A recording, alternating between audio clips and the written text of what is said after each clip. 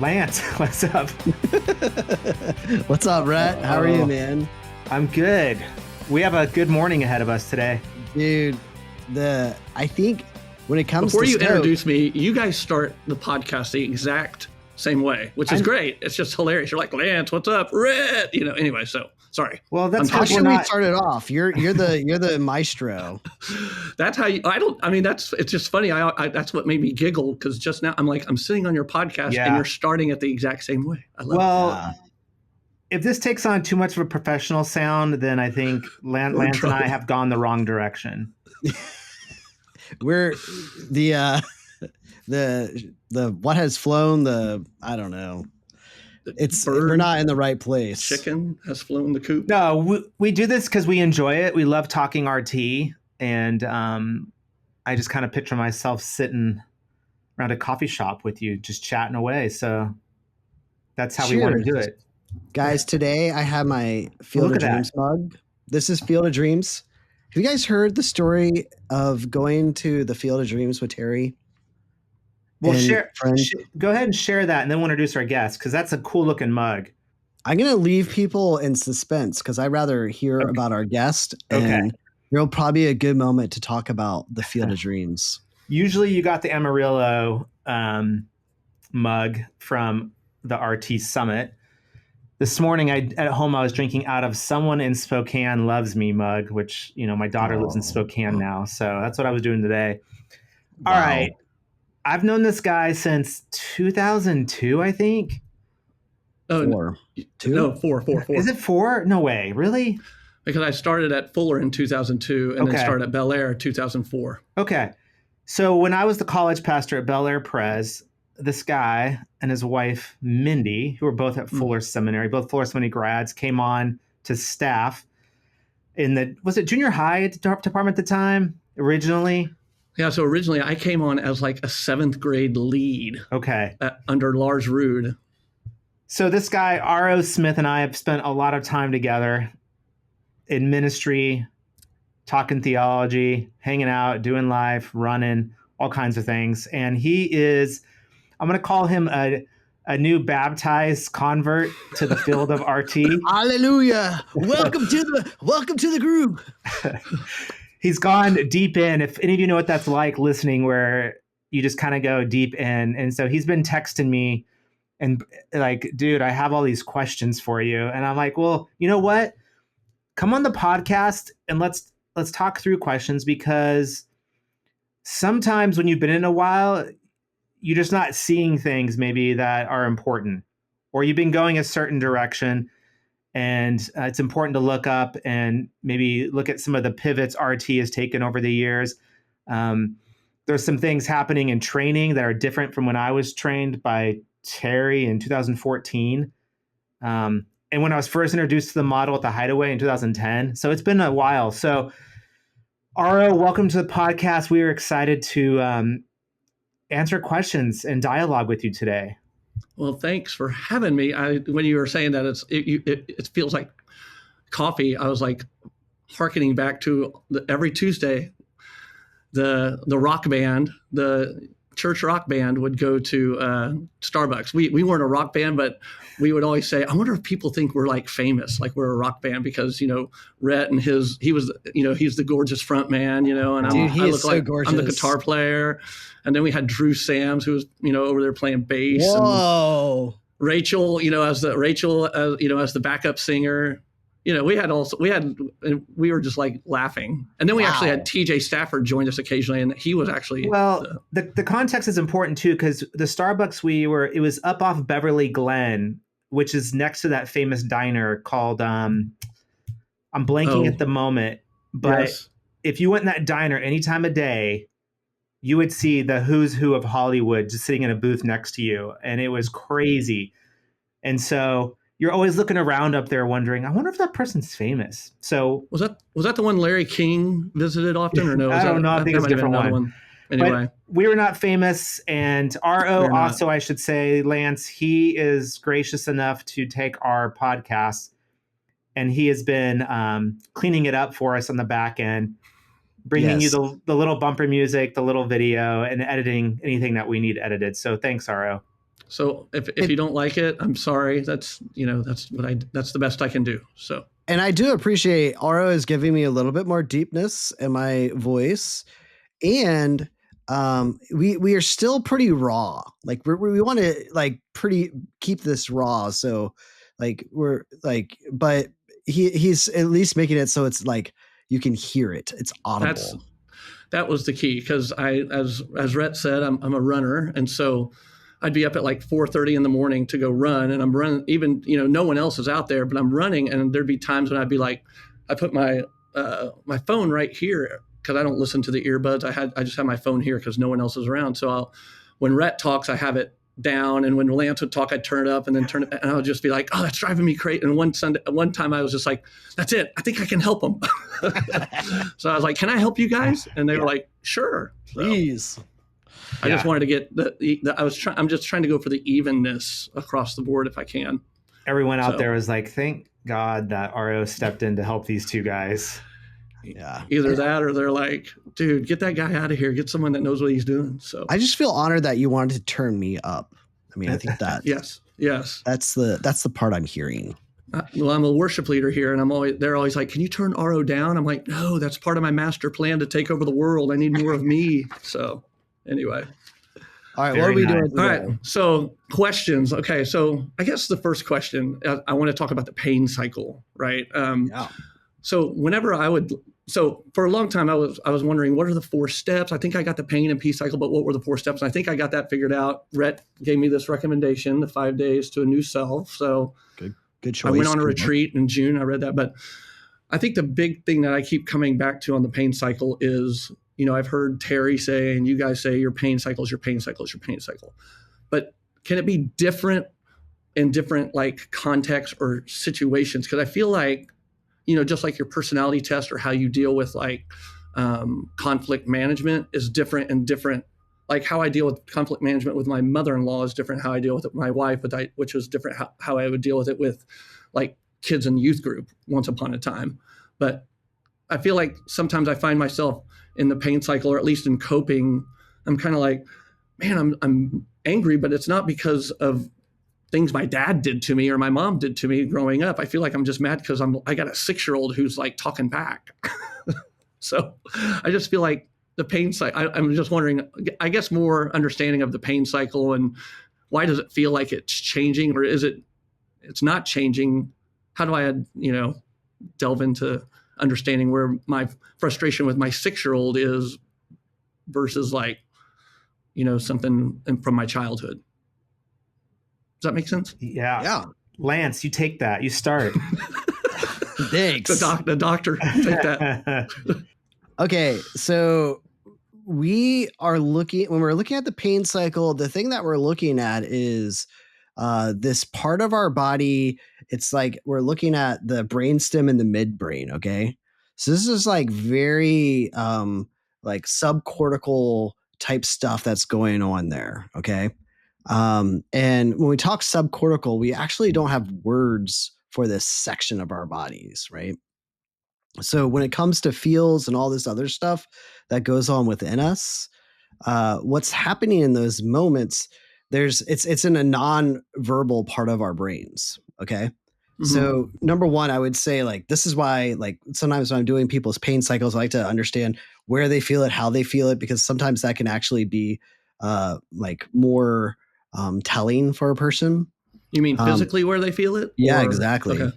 Yeah. They'll be like, oh yeah, I ball my fist up, or I feel it in my chest. Oh yeah, my chest gets really tight, or my head starts to spin. So I get all these different types of answers for where they feel it, and so I'll lean into that question of how they answer that, and then I'll try and derive more verbiage off of that, because that's a little bit more connected.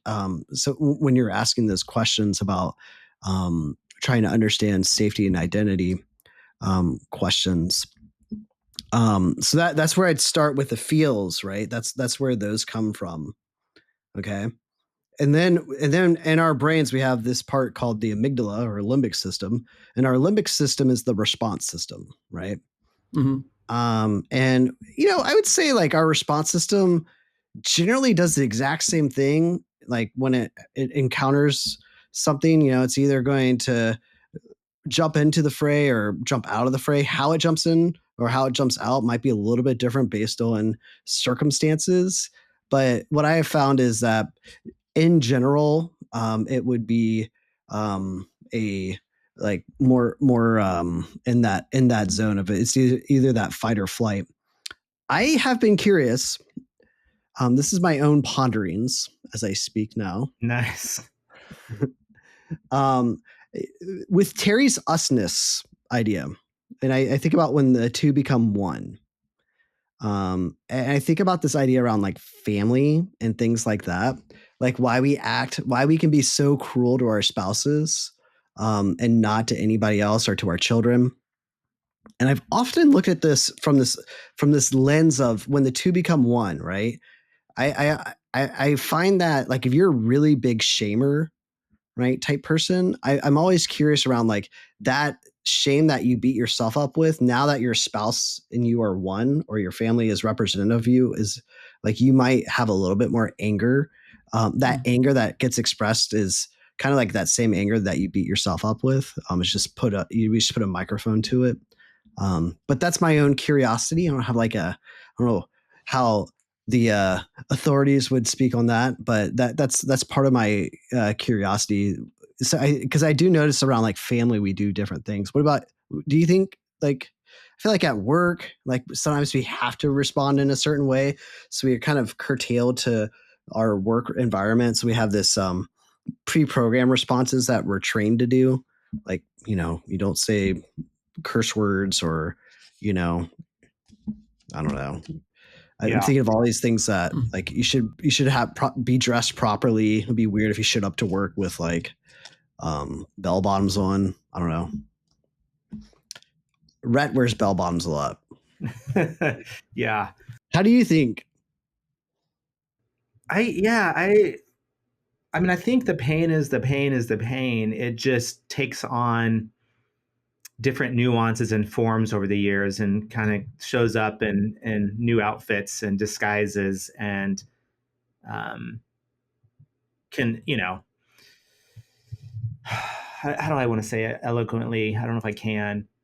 I think, I think at the core when I'm working with people, even though we might be talking about work or home life or family of origin or some other relationship, there's some different language being used, but when you like funnel it down to the core essence of their pain, it almost is always the same around one or two things, if that makes sense.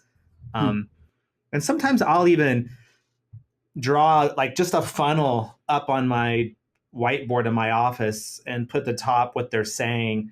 And then we'll just go layer by layer by layer until we're kind of at what the core is for them, which can take a while. And when you get to the core, they'll be able to say, yeah, that existed here and here and here and here and here. And so it takes a lot of work, I think, because people want to have a million different, they want to circle the whole list of words and everything. Yeah. And totally. I think we want to pretend that we're not the same in different settings. And I think that's true. We show up in different ways in different settings, but I think at the core, there's a deep pain that kind of crosses all barriers. And I don't think people like that. I think we want to think we're more evolved than that I'm not doing the same thing when I was a kid, or I'm not carrying around those same wounds, or I'm not carrying the same thing around from an earlier relationship or a first marriage, or, you know, and so it's hard to look at that and to say, yeah, this is a deep pain for me. When you think about your pain and like the kind of, when you dig down deep, is there like, do you try to get to the very first place that you felt that? Or, you know, because I have maybe deep pain from a 6th grade girlfriend, or, you know, that's different from my, you know, pain from my sister or my dad or my mom or a coach. You know what I'm saying? Like, are you trying to get to the very first place that they can remember feeling that violation of love and trust? I think so. Okay. I mean, I don't know if it's necessarily have to find the exact genesis of it, but I Yeah. think I want to get back to some earlier examples of it. And I think the challenge for us is, I mean, I'm 50 right now, and it's easy when we're older to put lenses on and go, oh, well, who cares that when I was in fourth grade, I walked into this classroom and people made fun of me. Big deal. I was only 9 years old. How was that impact? But for that 9-year-old, that leaves a huge impact on their brain and their body and their sense of safety and their sense of identity that starts to shape who they are as they move through the world. And so there's this journey from 9 to 50, and I think we're easy to minimize and our own pain as we get older and be like, what's the big deal? But I think if I can get a person into that moment, and I think Lance would say, I mean, he can say here in a second, but a lot of the reparenting techniques are really helpful. I mean, my biggest shift in therapy ever was a therapist here in Dallas who's trained under like Fritz Perls and stuff, who's very experiential. Did a reparenting exercise of essentially me walking into my 5th grade class 2 weeks after my mom died. It was the first time I walked back into that classroom, and he had me sit down, and that's the day I started to stutter actually in class. And I never had any healing, made any progress in therapy up until that point, until he took me back to that 5th grade moment. And that was enough to like propel me forward. Now, there might have been earlier stuff too, and I think there was. But man, 11 years old, him taking me back to that classroom was like significant. And I don't think if he didn't do that, I don't know if I'd be where I am, honestly. God bless that man. I know. Rick Carson, shout out. Rick Carson in the house. Thanks for the Rick tricks to help RT or Rhett be. I don't know. I would agree. I think when we pay attention to our language and how we talk about things, I remember I was talking with a buddy of mine, I like about how I experience my pain. So I like to ask people, what's it like for you? Right. And I found this out for myself really quickly. I'd be like, I feel like I'm being pissed on. Right. Like this vulgar like activity that someone would do. And I had a friend of mine ask me, he's like, that's weird. Like to say that you've been pissed on. And I'm like, well, I actually have been. And I'm like, oh, that's how humiliated I feel in those moments. Because it actually ties back to my own pain. Another pain story I've used when I was struggling. I was like, I feel like I'm sitting the bench. Like I have all this talent and ability and things that I can do. And I just like feel like I'm not able to like engage. And I had a buddy ask me, he's like, sit the bench. That's an interesting word. Where'd you learn that? I'm like, well, yeah, actually in high school, I had this like really horrible coach that made me sit the bench for most of the year because I decided to do theater and soccer at the same time. And like, I never got to like show my glory until the next year. And it was miserable sitting the bench. I had so much to offer, guys. Oh man. Yeah. It's really sad. I mean, So- what do you think, RO? Yeah. Well, I'm sitting here like, because when I was working through the pain and peace cycle, I was like trying to figure out like what exactly is there a story I should focus on or a time that I should focus on, and one of it, when I was on this retreat, I was reading the reparenting section, and it was kind of, I had one of those like weird moments where I'm like, well, I don't have anybody here, so I'm just going to pretend like I'm, talking to 10-year-old me, and so it was like playing basketball.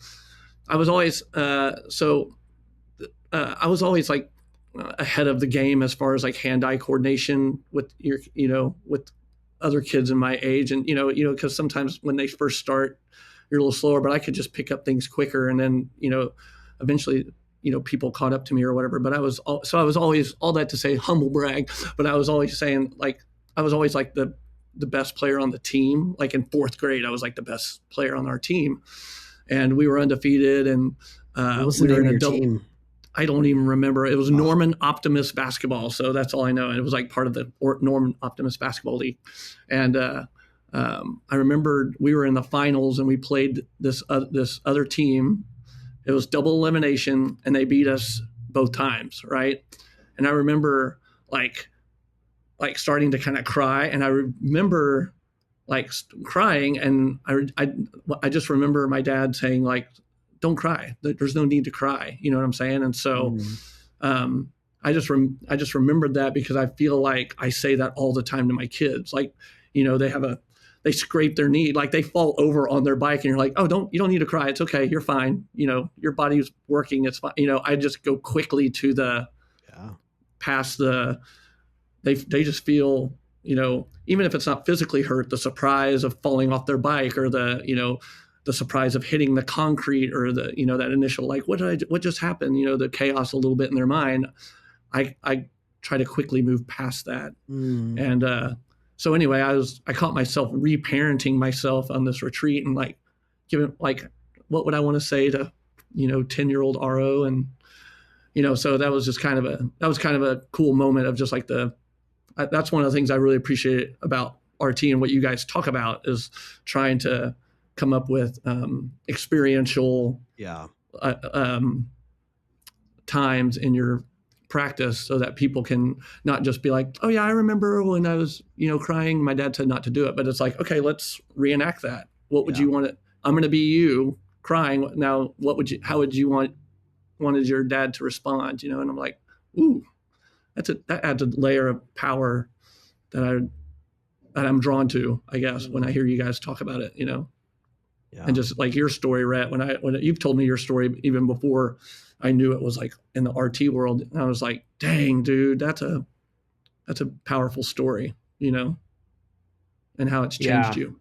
And something that Terry, I think, has really helped me with, not just me, but our community, is this reparenting. It's not just saying nice words, looking in the mirror. It's not like we joke about this Saturday Night Live skit with what's his name? Jack Candy. Jack Candy. I'm smart enough. I'm good enough. Jack Candy. It's what's the guy's name? Jack Candy is the quotes. It's a quote by Jack Candy. I can see his face. Al Franken. Yeah. He says, "I'm smart enough. I'm good looking enough, and doggone it, people like me, right?" But it's what we're doing is we're taking an empowered position, an empowered stance in our life. We're choosing to show up in a different way to ourselves, and that's been really helpful for me. Instead of I'm just not just talking nice things and hoping it magically appears. I'm literally choosing to take this new position and to operate out of this new position, to practice out of this new position, to take new actions out of this position. And I like that. And that's been helpful for me, because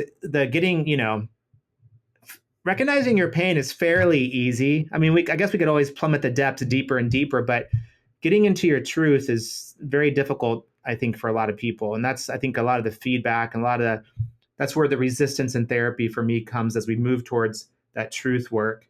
Helping people move into that is where it gets more challenging.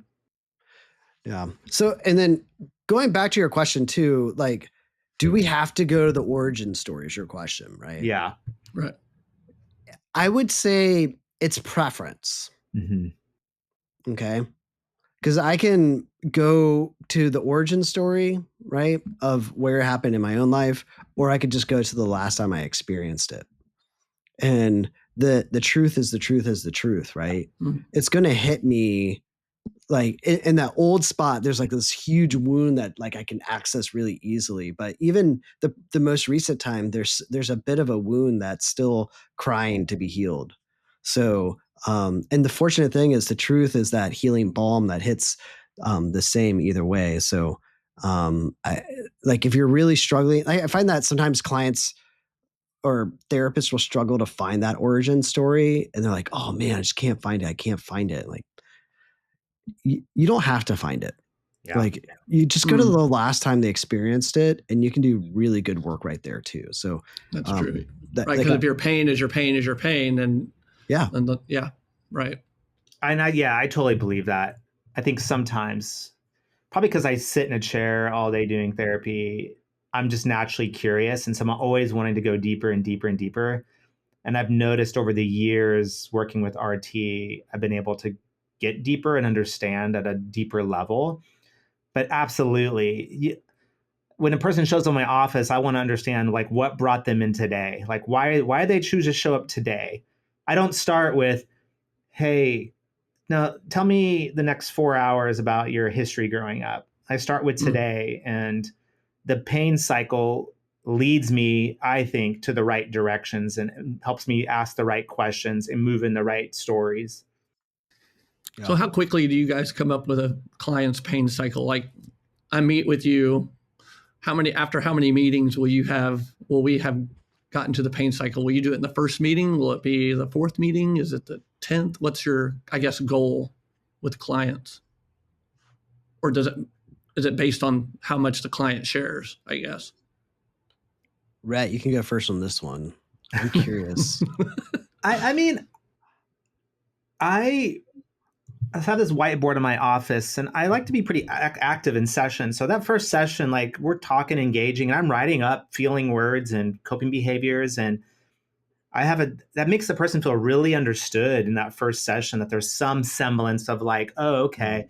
So in that first session, I'm kind of already thinking based on what they're showing me and saying that I have some working knowledge. I don't know for sure, but I try in the first 2 to 3 sessions to have a good pain cycle up for a client, and I give them stuff to do after they leave that first session. Even I have homework I send them home with, and we'll process it in the second session and stuff. But I mean, to be honest with you, like depending on situations, there are times I struggle to get a full working pain and peace cycle up in the time that I would like to do. That's helpful, So I don't know. First couple of sessions I try. I think I've heard Sharon, and Sharon can correct me on here. I mean, I've heard different times before, like her talk about getting, full pain and peace cycle up in like 6 or 7 sessions. Have you heard something like that before, Lance? That is the prescribed what we're told to do, that within 6 sessions. Terry talks about, he's like, yeah, I can look at someone within like 10 minutes and tell you their pain cycle. Yeah. But there is this kind of ownership of like building the relationship with the other, and doing like, because you're doing all the tricks around like you're organizing, like, oh, you did this and that, okay.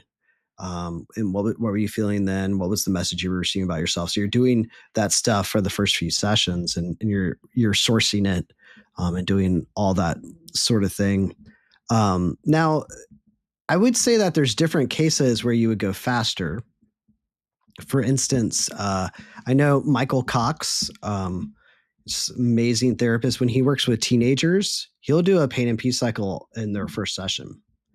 I remember him saying that. Yeah, I remember that. Yeah. So he's really big on like helping them to see that. I will sometimes do a pain cycle for a couple in the first session if they are so chaotic and like just going after each other and like, it's all your fault. It's all your fault. And like, all right, I'm not putting up with this junk today. I'm going to help you to see what's really at play and where you actually have control. So let's put this up on the board or on the glass in my office, and we're gonna say, yeah, it's really fun to blame the other person because then I don't have to do any work on myself. So I find myself the past few years quoting the spec, you know what it says in the Bible, right? For my Christian clients that come in, like, you just take the speck out of your brother's eye, right? That's what you're supposed to do. And they're like, no, you have to take the plank out of your own eye. Why do you keep on trying to take the speck out of your partner's eye and not deal with the plank in your own? Let's do some work together. And then it says, once we take the plank, so And then you see the client go, like, oh, I don't want to get a therapy anymore. You're supposed to tell him everything that's wrong with him. What? Can't you just call her what? No. Yeah. And when you do an intensive, you usually show up in the evening just to kind of gather people together. And then the first full day one, Lance, us, whoever doing the intensive will have the pain cycle up fully for that couple or that person.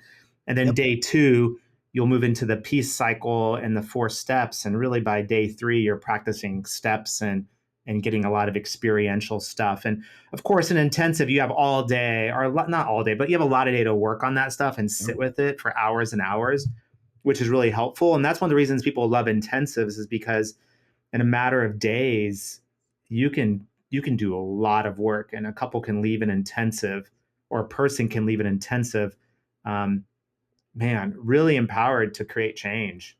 It's amazing. I mean, Lance, I just had your dissertation up in front of me. I was looking up a note as you guys were talking, but like, wow, I know Dr. All, but you've written on intensives too and stuff. I have, yeah. And so I think you have a good conceptualization of like the therapy hour and shifting that into intensives and stuff, and the pacing of getting up pain and peace cycles. Yeah. Intensives are definitely way different. I find that when we're at an intensive, we enter into another world. We no longer have the hustle and the bustle of life that's getting us down, and we can actually lean into our goals, what we're trying to get out of the time together. We can like, the great thing about intensive is like everything speaks to the soul, right? So you have hospitality, you have therapists that are reaching in, you're giving these tools and helping to get practice, so you're actually developing skills for your clients. So and if you have the opportunity to do a group, it's even better, because like it's so amazing when you are seeing your buddies, your newfound friends who know all of your deep dark secrets that I've never shared with anybody before, that they are all part of the collective, cheering on the journey of healing. So I love intensive work. What do you think, Aro? Because you just finished up RT coaching training with Megan Eakin. So what's your sense of what you're taking away in terms of like mapping out people's pain cycles? And I know you just showed us earlier your own, so I know you're working on your own even. Yeah. I mean, she was really good, great, by the way. So shout out Megan. Like she, just to watch her, because she on Zoom, there's all of us, all these faces sitting there, and then she had a volunteer, someone volunteered to kind of walk through the pain cycle, and just to see how she did it. And when she talked about, I can't even remember, structuring and sequencing and organizing there, I was like, it starts with an O. I was like, organizing. Yeah. I was just like, man, obviously, and I'm like sitting there going like, I don't even know where to begin, that. And so hence my inadequacy of my pain cycle starts hitting, but I'm like, no, she's been doing this for years. She's really good at it. She practices it. I'm just like kind of, this green guy kind of being like, oh, what is this? This is cool. So, but just trying to, so just watching that happen was really cool. And I was like, she just dropped like a pain cycle in 45 minutes on this girl, you know what I'm saying? On this woman, and I thought that, and I know that, and I think this woman had done some previous stuff. So I think it was there, but I was just like, oh, it was really cool to see. And so that's why I was like, does that happen normally, or is there pre-work? That's why I was wondering how long it took you guys to get to people's pains and peace cycle. And it sounds like, from some of the other podcasts, I'm like, it sounds like you guys do it pretty quick, or some, like Terry, I can figure it out in 10 minutes or whatever. Yeah. So it's just like any profession, right? The more you do it, right, the better you get at it. Hopefully, there are days I don't feel like I am, but right, get better. And I would imagine, because you work in a church, you've worked with youth most of your life. You probably, even after doing RT coaching, have observed people or youth and be like, I wonder if Oh, totally. I see this behavior. I wonder what's going on underneath. Right. Oh yeah, you're totally going, oh, that coping, that's so and so. I don't want to say names, but you totally see it. And I know, like, because I've, for like myself, I've been kind of through just kind of going through some like a personal awakening a little bit. And I'm like, man, I wish I would have had this stuff 15 years ago. Oh, I wish yes. 35-year-old Aro would have had this stuff,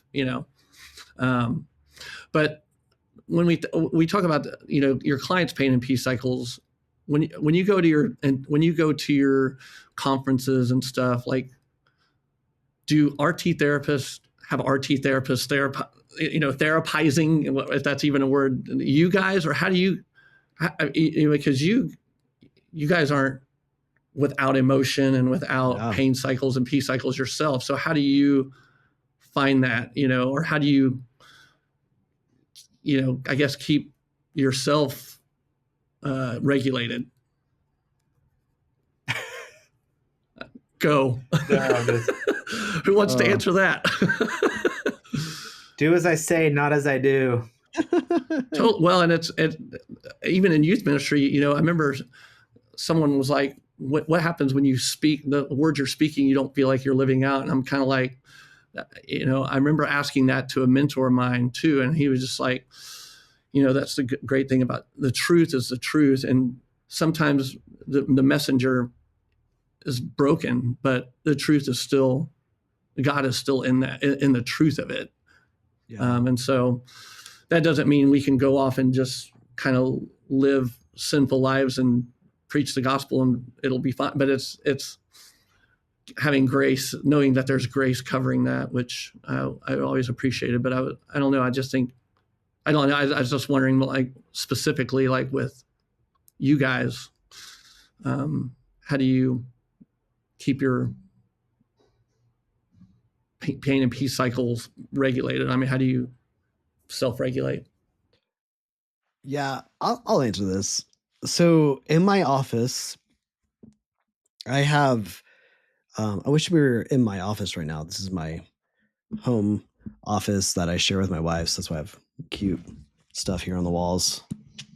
Dancers. Yeah, there you go. It's totally my style.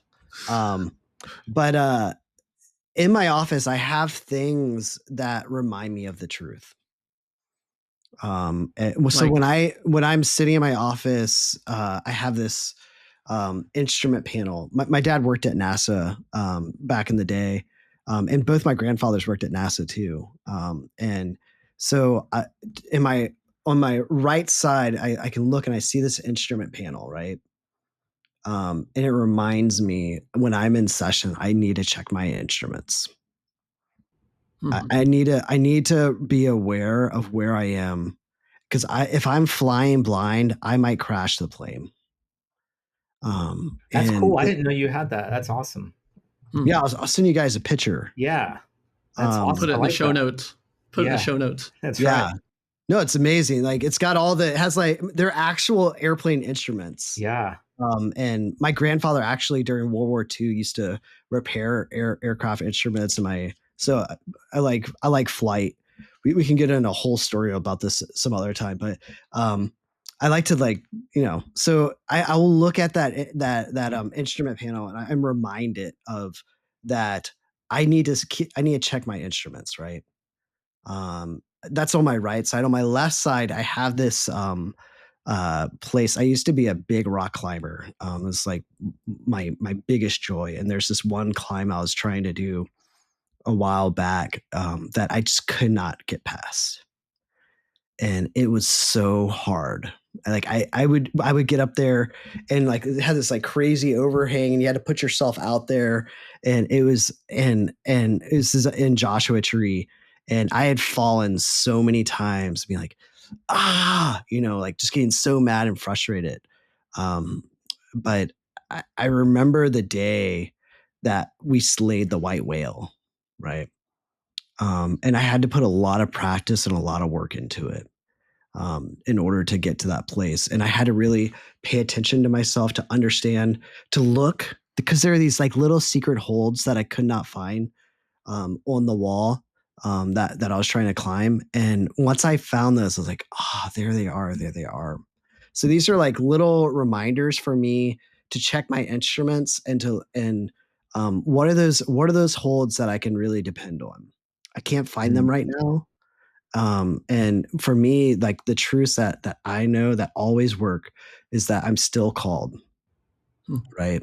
I think knowing that God's still calling me, he ain't given up yet. Knowing that he's in control too, God's in control is so important to me. And knowing that I'm loved. Usually if I lean into those three truths, that makes the biggest difference. So I'm greatly aware of my pain cycle, and I can see myself when I'm getting triggered in the pain cycle. So sorry, it's a long answer, but That's the good thing about RT though. Like you have these 4 simple steps, Yeah. and I think I can honestly say I've practiced it. I've practiced my 4 steps at least once every day since I left the hideaway in 2010. Either super intentionally or just kind of in my brain. And I've practiced it obviously more on some days, like lots of times. And I think that those 4 steps make it really easy to start creating this habit that over time becomes this like practice that you just kind of do. And so for me, it's just about practicing it, and I'm able to practice it because RT really is a model that helps you lean into this like like methodology in an easy way. And then the thing that is also just really important is doing this. Like there was long seasons where I wasn't really in community around RT people, and you're around a lot of other therapists who don't practice their own work or don't practice out the same model, or you're not with therapists at all who think you're talking crazy. And so for me to be a part of the community on a regular basis, whether it's via the podcast or hopping on a phone call with somebody or being in a consult group or going to like the RT summit, like it's just a good reminder for me of like to do the work.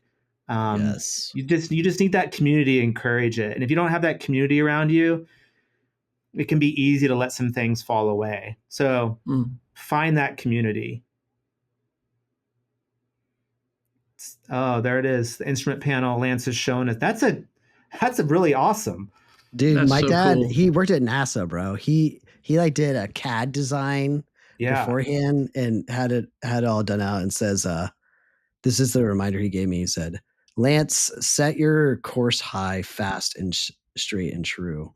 Love, Dad and Mom. I think this community, like what you're saying about community, like knowing that we're gathered around the saints and maintaining the practice. Rhett, I think I'm so on board with you, bro. Yeah. Got a dialogue, bro.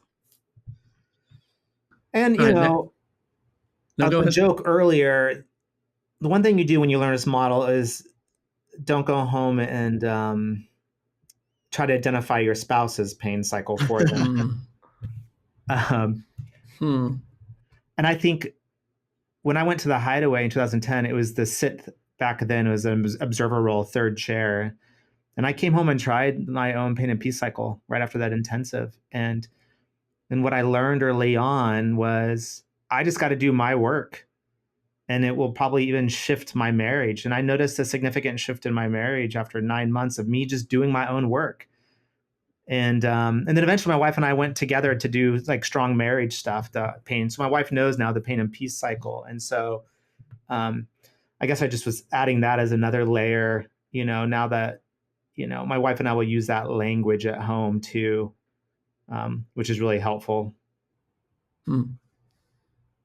Yeah, having a spouse is so important. That, like, I feel like I totally agree. When your wife knows your pain cycle, man, or your spouse knows your pain cycle, it's lights out. Why is so the pain cycle, that's like the news clicker. It's like gets clicks. It's like easy to identify. Like, why is the peace cycle so hard to identify for people? Or do you find that it's harder for people? I think from my own experiences, because when you look at the words of the when Rhett, you were saying you write all these words on the board of feelings or whatever on the pain feelings. I'm like, oh man, I got to cut all these down. I feel like all of those I can relate to, but then when it comes to the peace cycle, it was almost kind of like, it was more difficult, and I can tell you why, but I want to hear for me why it was, but I want to hear if you find that it's difficult in your clients or even in yourself to identify peace cycles. Go ahead, Lance. Or I was peace feelings. just reading his dissertation on getting into the truth here. It was in front of me. So. Oh my gosh. Let's go. Quit it. Oh man. So try to get over the embarrassment of you reading my dissertation. It's good. While doing a podcast. Come on, I dude. just pulled up in front because we were talking about something, and I was like, I remember Lance talking about this in his dissertation. So this is really interesting to me. Because we're talking about emotional regulation, right? So I would say, yes, it's really hard to get people out of their pain cycle into their peace cycle.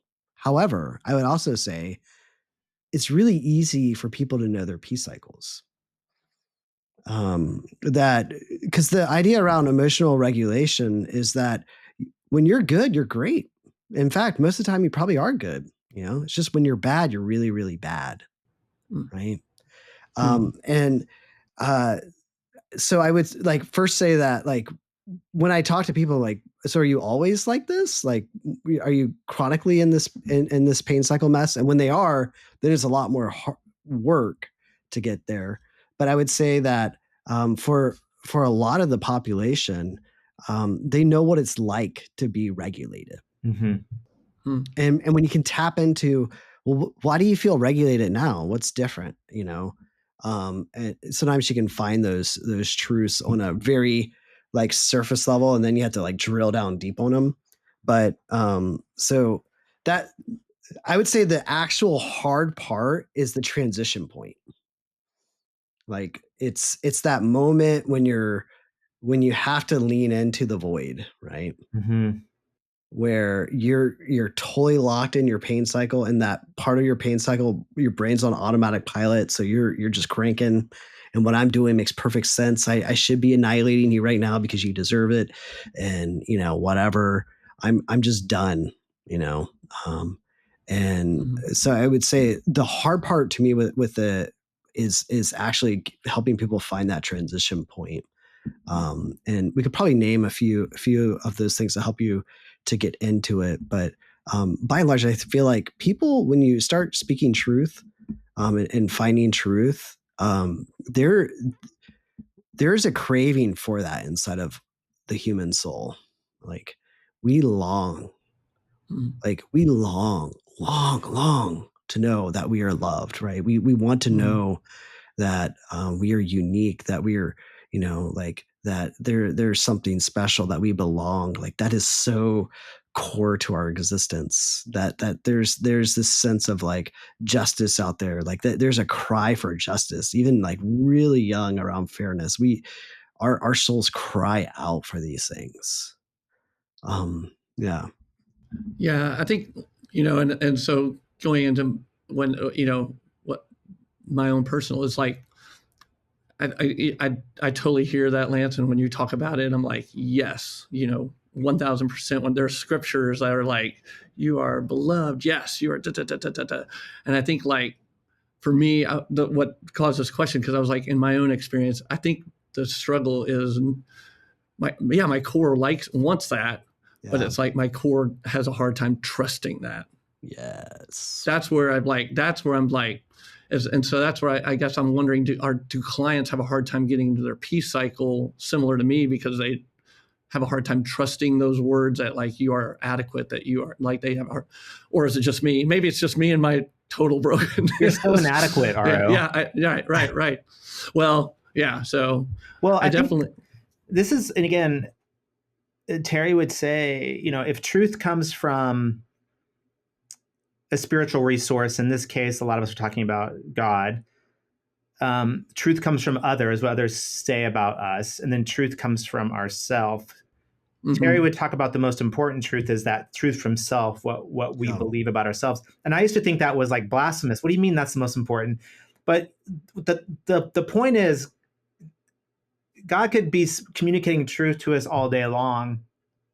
So could I. I could communicate truth to you. But if you, at the end of the day, RO, aren't able to take in that truth yourself and believe it, it's just not going to go anywhere. Yeah. If that makes sense. Oh, totally. And I think that's, how do you help me? I mean, sorry, how do you help clients? Trust. Yeah. Like, not me, guys. I got it. No, but client, because I remember what, I think Rhett, we might have, I don't know if we went to a pastor's conference that Rob Bell spoke at, or I went to, I can't remember if you were there, but I remember him saying, like, there's 10,000, compliments, but you remember the one, like, criticism or critique, and that's why, even in social media, you don't worry about the likes. It's who didn't like your picture that you remember. And that's where you're offended, but so what is it in us that, what is it in us? And then how do you get clients to trust that? I guess help me be able to trust those things in myself. Yeah. Cause I think, it's like God, others, I'll feel that, or I'll sense that, but I don't know. There's something, sometimes there's something in me that just doesn't trust that or believe that. And I wonder if maybe you felt that too, or if you have clients feel that. And how do you, is it just they have to eventually do it themselves, figure it out themselves to trust that? Or is there anything that you guys can do to help them trust that, I guess? Does that make sense? Yeah. I think Lance and I are both, there's a lot of experiential stuff here. I think that's helpful. Right. To help a client get into that moment. And I don't know, Lance, what do you think? I'm in the place too where I don't need a client to fully believe that truth to go out and practice it, to try some new things on.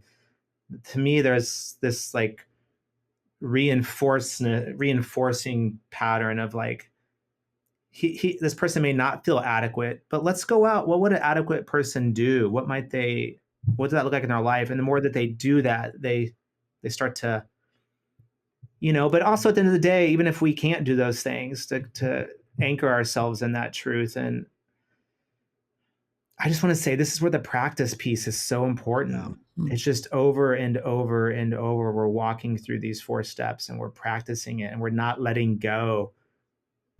It's like Jacob wrestling with God and not letting go until, God blesses him. Yeah. Let go till you bless me. Gives him a new name, a new identity, a new truth to live out of. I'm like, I'm going to not let go, and I'm going to hold on to this truth that I want to believe. I'm going to practice it. Yeah. And I'm going to come alongside a client and help them practice it. But Lance, I don't know. What do you think?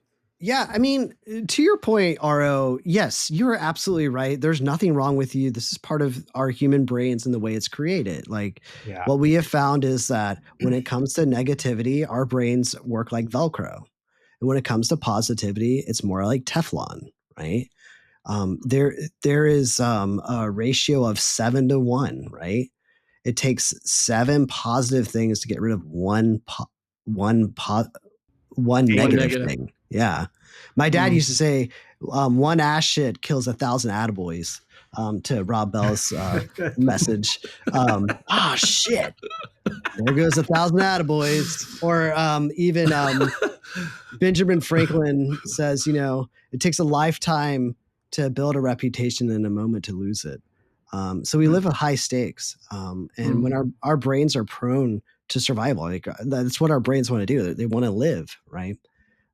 So we are going to be more inclined to find that survival part, right? Like where we're going to cling on to existence. And I would say like ruminations that can get us so quickly. This is why I really love the work that Rhett and Terry and Tanner and Sharon did together around Stop, Turn, Slow. Because this is where we have to go to battle. We have to go to task. And when you have ruminations, like you have to stop them so quickly. So yeah, Aro, I would definitely say you're absolutely right. There's nothing wrong with you. I mean, there's something wrong with you, but like, yeah. Like, but there is a way. There is a way, right? And welcome to humanity. Like that would be my. Yeah. Well, I also go ahead. Oh, go ahead. No, I was just gonna say I find that when I stop and because like you guys talk about Terry talked about in the book, like what did he talk about? Anyway, like this idea of like just kind of like anyway. But when at the end, I'll cut this out. When you talk about no, it's staying. Yeah, it's staying. At the end of the day, when you kind of like stop and reflect, you're like, oh, I lived out a lot more of my life out of my adequacy than I give myself credit for. You know what I'm saying? I think a lot of times when, when you stop and just pause from your life and think back on it, on your day or your week or your month or whatever season, you kind of go, oh, no, I was living more out of my adequacy than I was my inadequacy. So, so when I notice that whenever I'm in like a therapy session and I'm kind of talking it out, I'm like going, oh, okay. Yeah. Okay. I can do this, and so that's a good thing to have clients reflect on too, is say, tell me a time in your life when you were operating out of this like sense of adequacy, this truth that you had and what you did differently. And let's reflect on that, mm-hmm. and have that as kind of this image up here to kind of hold on to. And then so to me, the critical piece is not just identifying the pain, the peace. It's like, we got to put these together. And that's where the 4 steps come in. Cause it's about intentionally practicing moving from pain to peace. It's not that you've never experienced peace before. It's not that you're never not adequate. It's about you fostering a sense of awareness of your life, that when you are in pain, you have the ability to emotionally self-regulate and move towards peace. And we're going to do that through the 4 steps. Hmm. And I'm working on a writing piece right now, and there's a piece I'm going to use in this writing piece. Yeah. But Lance made me think of it because climbing, and it's in the section, it's in the part of the movie, a free solo, when Alex Honnold is flipping through his notebook of all his holds, up free rider, up El Capitan. And you realize he's memorized every hold, every place. It's just insane. It's just, and his climbing partner, Tommy Caldwell, said, he would have free sold El Cap probably 9 years earlier. He just couldn't solve this one problem, the boulder karate problem. Kick move. And so he just kept practicing and practicing and practicing and practicing it, and I just watched that. There's a guy operating out of his truth who is confident, but he has years of practice under him, lots of failure, lots of success. And Lance is right, man. You step into that void and we have the steps to get us there. And we practice, and it's exciting. Like, I'm excited about when you come to this obstacle and you're like, I know how to get to this obstacle. I'm going to engage these 4 steps, and it's going to help me get where I need to go personally, relationally, in my work life, friendships. I don't know. It just, that's why I love this community. And I've seen people in the community actually practice 4 steps in front of me when they were emotionally dysregulated at different times. And it's awesome. And you'll hear people walk through it, even in conversations when we're trying to like figure out stuff. And it's like, it's just beautiful. Like when you bring up the MLB playoffs, all of a sudden Lance is like, that's okay. And normally this is where I'll usually, wow. I'm just kidding. Sorry. Wow. I couldn't help it. Got a Dodger and a Padre on the podcast here. Oh, wow. I know. I'm kind of in that, I lived in LA for 14 years and I've lived in San Diego for 9. And I heard somebody that go, I grew up in LA and I live in San Diego now. Can I be fans of both? And they were like, no. And I'm kind of like, well, I kind of can, anyway. So I'm kind of in that, okay, eventually I'm going to get to where I live in San Diego longer than, LA. Then I'll have to be like all Padres all the time. So Well, Wow.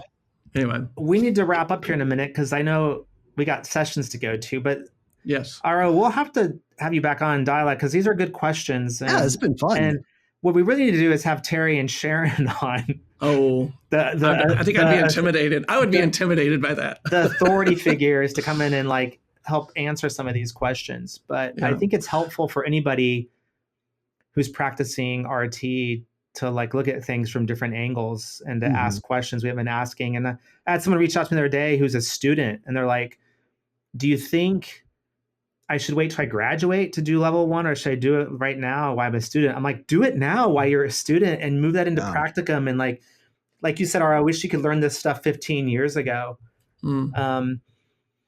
So there's a lot to learn, and it's a beautiful hands-on community. We need everybody participating and everyone using their voice and everyone using their gifts. And we need to keep innovating, right, Lance, with this stuff. Trying to go somewhere, brother. Climb that mountain. And thanks for having me on, guys. This has been fun. And let me just, I guess, an encouragement to, not only you guys, but like tell the other RT therapists out there that tell their clients to listen to this podcast. I mean, it's like, what I'm saying? Like, as someone who's not in psychology world, I have a therapist or whatever, but I'm not like in RT world. I'm kind of new to it. It's like, as I'm listening to this stuff, I'm like, oh, this is attainable. I can get it. And as over time, as you're listening to it, it's an encouragement, and so, and it's not just, it is therapy, but it's also, there's theology to it, which I really appreciate someone like that, So all that to say is that it's not just for RT. I know you guys have tried to make it for other therapists, but I want to encourage, like, tell your therapist to tell their clients to listen to this, because it's attainable, it's good, it's helpful, so I love what you guys are doing. That's why I wanted to help, and not only with the volume, because I was tired of the volume, but I believe in what you guys are doing. I think you guys are, thanks, Aro. I appreciate it. So every week or every time we have a podcast, we'll post it to our Substack. So subscribe to the Substack if you haven't, RT Dialogue. It's also posted at the RT Dialogue YouTube channel. You can also subscribe to us on Spotify or Apple iTunes podcasts, RT Dialogue. And if you're listening and you want to hop on and be a guest sometime, shoot a message to Lance or I, and we'd love to have you on. What's the email address we use for that? Well, I've been using we do have an RT, we have an RT dialogue at our yeah, Gmail, right? But you know what? I think for now, it's just Rhett, RHETT, Rhett at rhettsmith.com, or Lance all at gmail.com. That'll work. So that was not very reassuring. You're like, what email? We have it's like, so I've been trying to email these guys for like the last year. No, I haven't heard anything. Well, now you know why, because they don't check it. I actually check that email every day, but it's restoration therapy dialogue at Gmail. So that's anything, a long one, yeah. Anything you want to send there, we'll get as well. Restoration therapy dialogue at Gmail. All right, guys. Lance, go check out your